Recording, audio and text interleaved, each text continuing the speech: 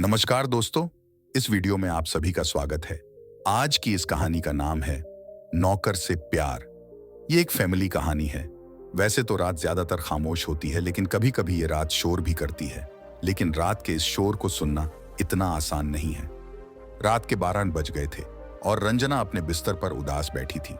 कभी वो खिड़की के बाहर जाती है, तो कभी बिस्तर पर चुपचाप बैठ जाती, तो कभी बाहर बालकनी में जाकर खड़ी हो जाती।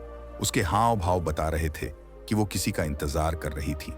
रंजना, क्या बात हो गई आज? इस समय तक तो वो आ जाता था। तभी रंजना की हवेली के पीछे एक आदमी चढ़ता हुआ दिखाई देता है। उसने अपने चेहरे को बड़ी सी तौलिए से ढक रखा था। धीरे धीरे ऊपर चढ़ता हुआ वो रंजना की बालकनी तक पहुंचा और दबे पांव रंजना के कमरे में प्रवेश कर गया। रंजना बिस्तर पर चुपचाप बैठी हुई थी।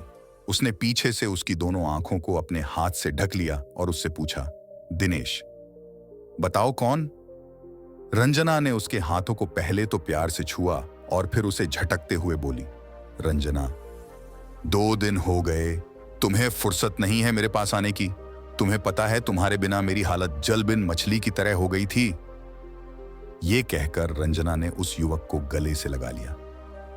रंजना की बातों को सुनकर उस युवक ने अपने चेहरे से तौलिया हटाया और फिर कहा, दिनेश, आपको पता नहीं है क्या, मालिक ने मुझे 2 दिनों के लिए शहर भेजा था। 2 लाख की रकम किसी को भिजवानी थी और फिर वहां से कुछ लाना था। रंजना, क्या लाना था? दिनेश, सोने का नेकलेस। आपका जन्मदिन आने वाला है ना? रंजना ने जब ये सुना है तो मुस्कुराते हुए दिनेश की ओर देखने लगी और फिर उससे पूछा, रंजना, तुम क्या गिफ्ट दे रहे हो जन्मदिन पर मेरे? दिनेश, मैं क्या दे सकता हूं, लेकिन मैं तो बचपन से नौकर हूं यहां। रंजना, तुम फिर शुरू हो गए। कोई नौकर और मालिक नहीं होता यहां, और जहां तक गिफ्ट की बात है, तुमसे महंगा गिफ्ट मुझे कोई नहीं दे सकता। ये कहकर रंजना ने एक बार फिर दिनेश को गले से लगा लिया और फिर वे दोनों डूब गए प्रेम के समंदर में, जहां पर डूबने के बाद बड़ा छोटा कोई नहीं होता। बस वहां होता है प्यार, और प्यार जिसमें दोनों प्रेम में डूबे हुए थे। अब तो सुबह होने वाली थी। तभी रंजना के पिता ठाकुर राम सिंह की जोरदार आवाज दोनों के कानों में पड़ी। राम सिंह, दिनेश, दिनेश, अरे कहां गया रे? ठाकुर साहब की आवाज सुनकर हल्की नींद में चले गए। दिनेश और रंजना हड़बड़ाकर उठ बैठे। दोनों के दिल की धड़कन जोर जोर से धड़कने लगी। दिनेश, लगता है मालिक साहब जाग गए हैं। ये तो बहुत बड़ी गड़बड़ हो गई है। हे भगवान, अब क्या करूं मैं? रंजना, इतना डरोगे तो हो गया। सुनो, मैं नीचे जाती हूं और बाबूजी को दूसरी बातों में लगाती हूं। तुम जिस तरह पाइप के रास्ते से आए थे वैसे ही निकल जाओ और थोड़ी देर बाद बाबूजी के पास आ जाना। रंजना की बात सुनकर मोहन दबे पांव कमरे से निकल गया। उधर रंजना सीढ़ियों से उतरकर अपने पिता राम सिंह के पास गई। रंजना, ऐथ, क्या हो गया बाबूजी? अभी तो सूरज भी नहीं निकला और आप दिनेश दिनेश करने लगे। रंजना के बिना तो आपका काम ही नहीं चलता। राम सिंह, वो तो है, लेकिन तू आज इतनी जल्दी कैसे जाग गई? 9 बजे के पहले तो तेरी आंख नहीं खुलती और आज 4:30 बजे ही।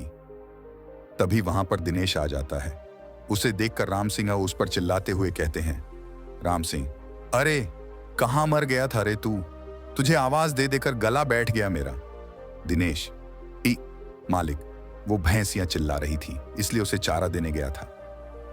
राम सिंह, सुन, तुझे पता है ना, आज रंजना का जन्मदिन है। शाम को बड़ी पार्टी है, कई लोग आएंगे उसमें। और हाँ, पार्टी में रामपाल जी भी अपने बेटे रौनक के साथ आ रहे हैं। उनका विशेष ध्यान रखना। मैं चाहता हूं कि रंजना की शादी रौनक से हो जाए।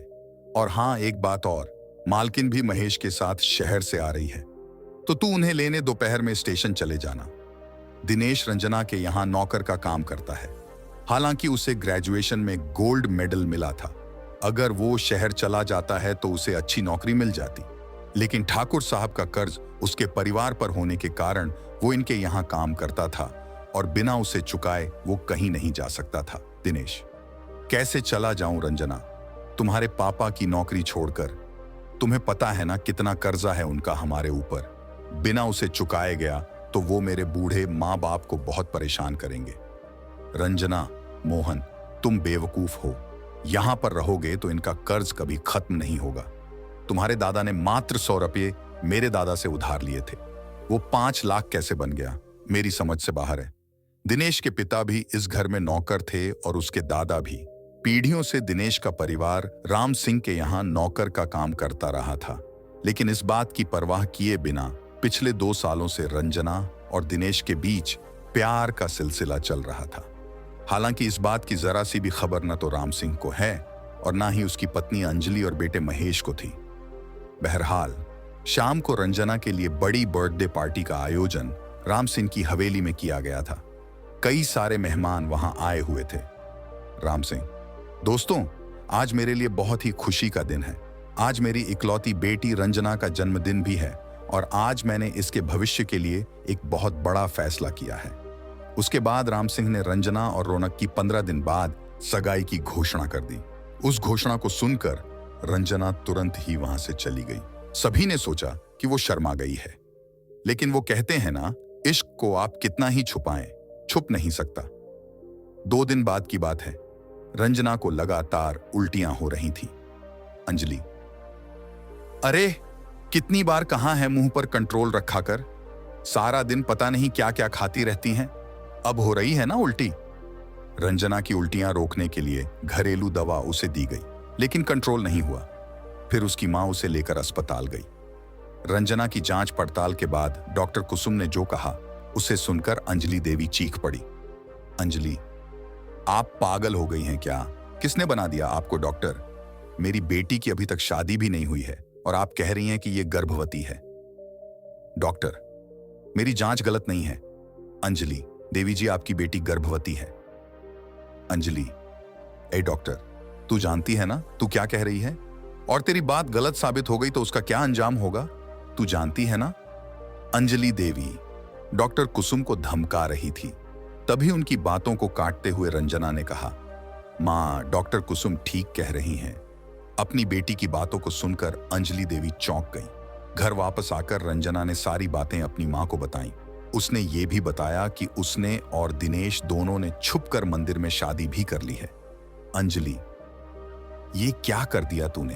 अरे, कुछ तो हम लोगों का मान रखा था। हम लोग ठाकुर हैं और तूने अपने यहाँ के नौकर से प्यार कर लिया, और ना सिर्फ प्यार किया बल्कि उसके साथ मुंह भी काला कर लिया। करम जली, तू पैदा होते ही मर क्यों नहीं गई? शाम तक ये बात राम सिंह और उनके बेटे महेश को पता लग गई। दोनों का खून खौल उठा। राजेश उसी समय राइफल लेकर दिनेश को मारने के लिए निकल रहा था। तभी सामने से दिनेश आता हुआ दिख रहा है।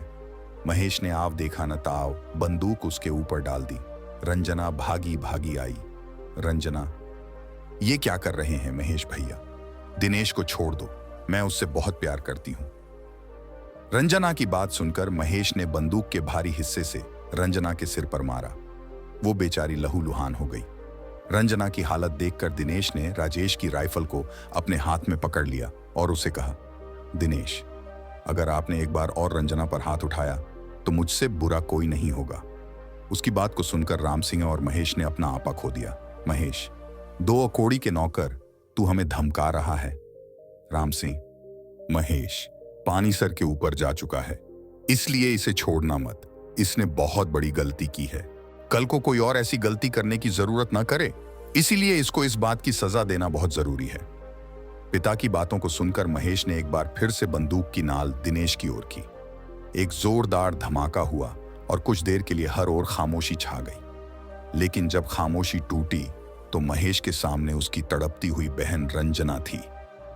रंजना: दिनेश, दिनेश, भाग जा, तू भाग यहां से। ये लोग तुम्हें जिंदा नहीं छोड़ेंगे। इन लोगों की नजर में प्यार की कोई अहमियत नहीं है। राम सिंह: ये प्यार है प्यार? शादी के पहले दूसरे के बच्चे को पेट में लेकर घूम रही हो और उसे प्यार कह रही हो। रंजना: शादी तो हमने भगवान के सामने कर ली है पिताजी, ईश्वर गवाह है हमारे प्यार और शादी का। आप लोग इस रिश्ते को स्वीकार कर लें पिताजी। राम सिंह: हम ठाकुर हैं, हमारे यहां अवैध रिश्ते बनाए जाते हैं, स्वीकार नहीं किए जाते। यह कहकर राम सिंह ने अपने बेटे के हाथ से राइफल छीन ली और उसे एक गोली और मार दी। उसके बाद दिनेश को भी। दिनेश: रंजना, रंजना, रंजना, दिनेश। एट दिनेश।